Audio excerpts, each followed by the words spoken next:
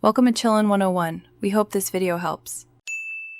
You begin by creating a Google Cloud project because the API key lives under one project.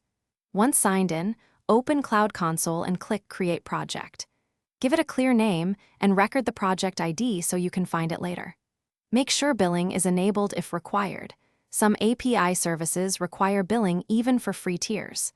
This step ties your usage, quotas, and payment method to the key you will generate, so verify project settings before moving on. Once your project exists, enable the YouTube Data API v3 so your key can call YouTube endpoints.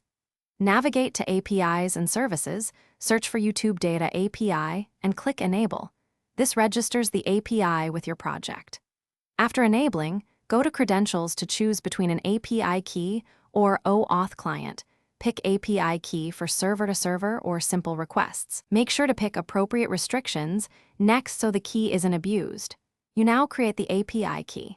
In Credentials, choose Create Credentials right arrow API key and copy it securely into your application. Immediately set restrictions.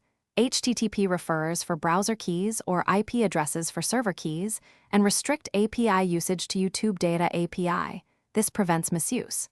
Make sure to store the key in Environment Variables or Secrets Manager. If something goes wrong, revoke the key, generate a new one, and check quotas and billing to identify unexpected calls.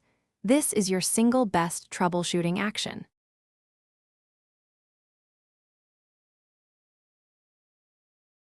Thanks for watching.